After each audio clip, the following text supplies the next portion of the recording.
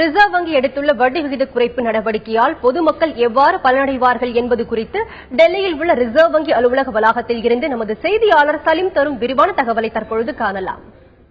மக்களாகிய நாம வீடு கட்டுறதுக்கோ அல்லது வாகனங்கள் வாங்குவதற்கோ யார்கிட்ட கடன் வாங்குறோம்? வங்கிகள் கிட்ட இருந்து கடன் வாங்குறோம். வங்கிகள் என்ன சொல்லுவாங்க அப்படின்னா, வாங்குற கடனுக்கு இவ்வளவு வட்டி போட்டு நீங்க திரும்ப கொடுக்கணும், இஎம்ஐ மூலமாகவும் செலுத்தலாம் அப்படின்னு சொல்லிடுவாங்க. அதே மாதிரி நாம வாங்கின கடனை வட்டி போட்டு திரும்ப செலுத்துவோம். இப்போ வங்கிகளுக்கெல்லாம் கடன் வேணும் அப்படின்னா யார்கிட்ட போய் கேட்பாங்க?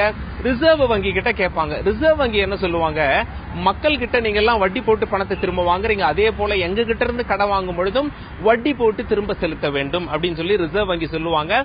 வங்கிகள்லாம் குறுகிய கால கடன் வாங்கி ரிசர்வ் வங்கி கிட்ட செலுத்தும் போது வட்டி போட்டு செலுத்துவாங்க. இப்போ ரிப்போ ரேட் என்று ஆங்கிலத்தில் அழைப்பார்கள். ரிசர்வ் வங்கி என்ன சொல்லிட்டாங்க அப்படின்னா, நாங்க கொடுக்கிற குறுகிய கால கடன்களுக்கு வட்டியை குறைத்துக் கொள்கிறோம் அப்படின்னு சொல்லிட்டாங்க. 5 வருடத்தில் இல்லாத அளவு வட்டி குறைந்துள்ளது என்பது குறிப்பிடத்தக்கது. இப்போ வங்கிகளுக்கெல்லாம் ரொம்ப சந்தோஷம், வாங்குற கடனுக்கு வட்டியை குறைத்து விட்டது ரிசர்வ் வங்கி, அதனால நாம குறைந்த வட்டியில் கடனை திரும்ப செலுத்தலாம் அப்படின்னு சொல்லிட்டு.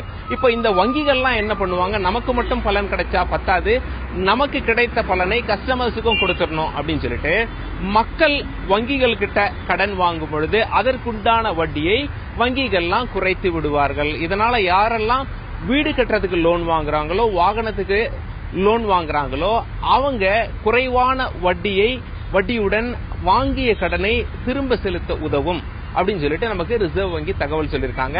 டெல்லி ரிசர்வ் வங்கி அலுவலகத்திலிருந்து தந்தி செய்திகளுக்காக கேமரா பர்சன் பிரதீப் சௌஹானுடன் சலீம்.